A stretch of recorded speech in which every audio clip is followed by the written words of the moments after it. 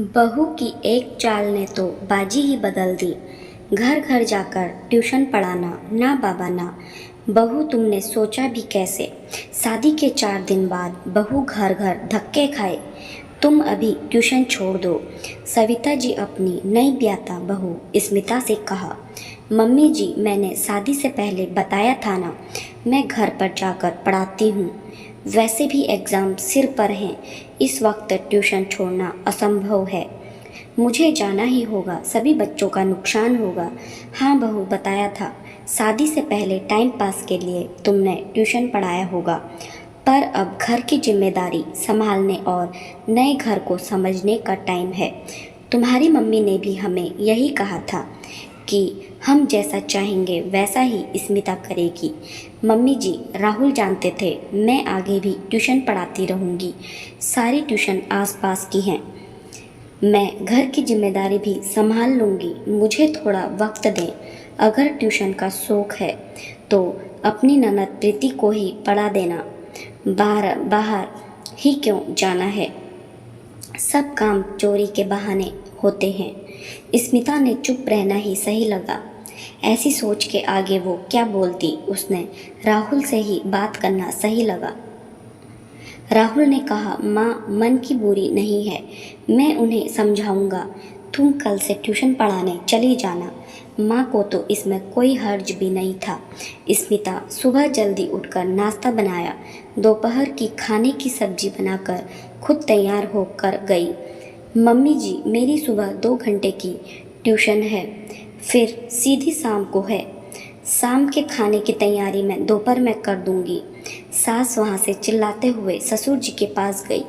कल की आई बहू की 9 गज की जुबान तो देखिए, आप ही बात करें। आज इसका ये हाल है तो कल तो बेटे को लेकर अलग ही बैठ जाएगी। इस घर में रहना है तो काम छोड़ना होगा। राहुल का बिजनेस इतना अच्छा है, सारी सुख सुविधा दे सकता है, तो बहू क्यों काम करे? घर संभालना कोई मजाक है क्या? ये काम करने जाएगी तो क्या मैं इसकी जी हजूरी करूं क्या? तुम शांत हो जाओ, मैं बात करूंगा। आज ये तुमको क्या हो गया?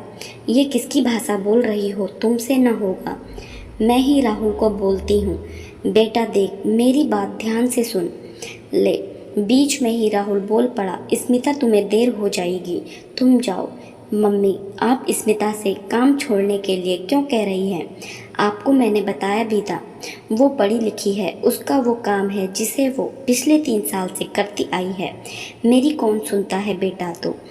तो अभी जोरू का गुलाम हो गया है। तब बहू सिर पर नाचे तो मुझे न कहना। मम्मी कमरे में चली गई। स्मिता घर आई तो देखा किसी ने भी नाश्ता तक नहीं किया। पापा जी मम्मी जी का नाश्ता और चाय बनाकर कमरे में ले गई। पति राहुल ने समिता को सारी बात बता दी थी। मम्मी नाश्ता कर लीजिए प्लीज़, पापा आप भी कर लीजिए। पापा ने कहा, बेटा मुझे तो किसी ने कहा ही नहीं। ला बेटा, मैं और तुम कर लेते हैं। मम्मी नहीं करेगी तो आपको भी नहीं मिलेगा ना, मुझे मिलेगा। मम्मी ने नाश्ता कर लिया।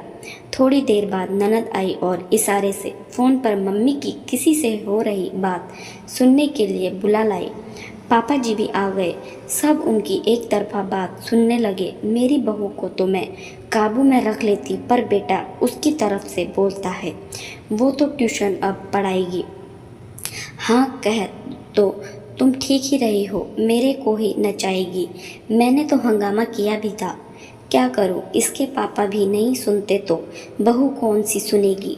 ठीक कहा तुमने, अब तो खुद कमाएगी तो मुझे ही दबाएगी। एक और बार तुम्हारे तरीके से कोशिश करती हूँ, सुधा अब रखती हूँ। कोई सुन लेगा तो सब फिर मुझ पर चढ़ जाएंगे।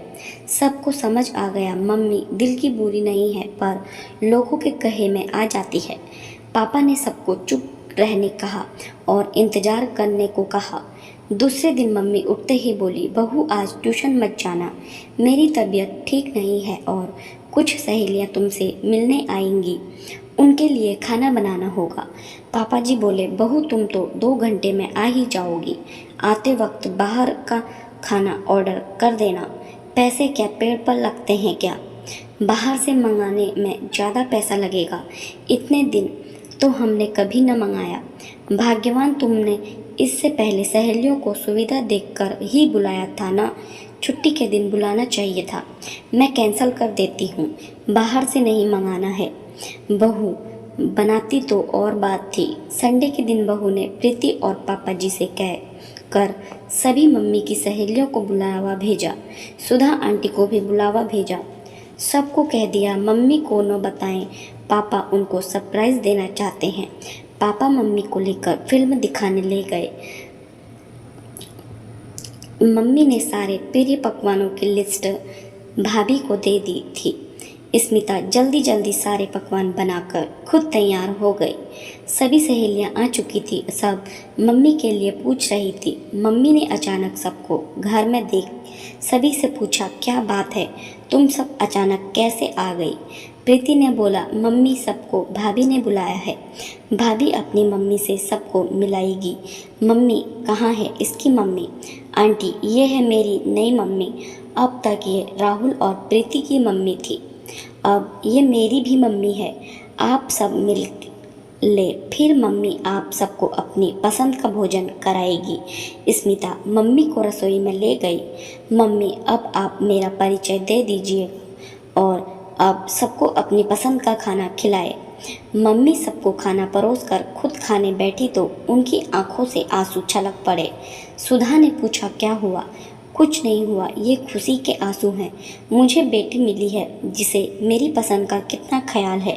मैं गलती कर चुकी और अब उस गलती को जल्द सुधारूंगी। अब बेटी को बुरी नज़र से बचा कर रखूंगी। हेलो समधन जी, ज़रा फ़ोन पर बताइए ना कि स्मिता को क्या पसंद है और क्या नहीं। आज मैं उसे सरप्राइज़ देना चाहती हूँ। और हाँ, आप सब भी आज आएँ क्योंकि मुझे आप लोग को किसी से मिलाना है। कहानी आपको कैसी लगी कमेंट करके कमेंट बॉक्स में ज़रूर बताएं। धन्यवाद।